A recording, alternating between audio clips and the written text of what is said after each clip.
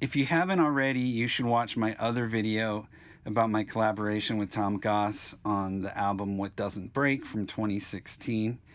You won't be surprised why I was so happy when Tom this year asked me to master his new album. So it's sort of an inverse, because on What Doesn't Break, I produced it and Brad Blackwood mastered. On this one, the songs are done, the recording all done, all the mixes were done. And so it's kind of cool because I just come in at the end and master it. And it's really, really kind of a privileged thing to be able to be the first one to hear Tom's new album. I mean, that's the bragging rights you get if you master the album, is you're really the first person whose ears are hearing the final version of the album. Tom has used me to master some of his projects in recent years, and incidentally, I mastered my niece Sarah States' EP, Where I've Been. I mastered that last year, and I could tell you where she's been. She's in northern Utah, like me. Um, so Tom used several producers on his new album, 2023. And so my job mastering it is to make it flow and make everything work together. As they say, mastering is the final step of the musical creativity side and the first step of manufacturing. I want to balance the song so it sounds good in big speakers, small speakers, earbuds, your car, your iPhone. And there's some really subtle things that you can do in mastering. You might want to add texture.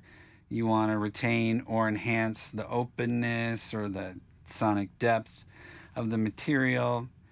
These are the things I'm looking for when an artist sends me their final mix. There's tricks you can do in mastering to really bring out the vitality of the track.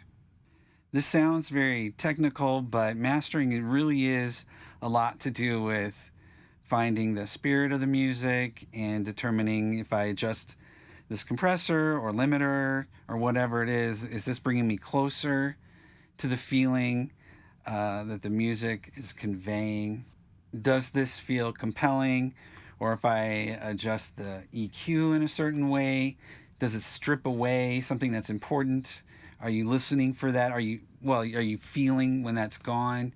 And it's just as much about what not to do. You try to do as little as possible, but I want them to feel excited about it. I don't want them to just approve the master. I want them to feel knocked out by it without screwing it all up, without changing things that ought not be changed. I'm looking for that thing that gives me chills and follow that. Tom is such a prolific artist. He presented 15 songs and he already had them sequenced. He knew exactly the order of it. He is an experienced veteran of music, and he's the only person that I know that can create a haunting, bittersweet ballad that's not a ballad, but it's a juxtaposition that you wouldn't expect, and you don't even know it's happening. Here's what I mean. On Best Life, it starts out slow, but it inexplicably has a fast tempo. And, a lot of songwriters talk about how it's harder to write fast songs. You don't get as many good fast songs. But in this particular case, in Best Life, it's haunting, but it's also optimistic and exuberant. And so I can't wait for you guys to be able to hear it.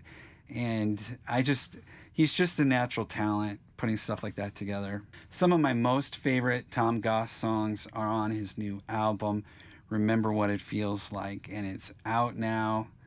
I'm actually making this a week early, but I'm so slow at putting video together. But anyway, thanks for listening. You can find me on the socials at MixMZ, and my website is marzim.com. Thanks for watching.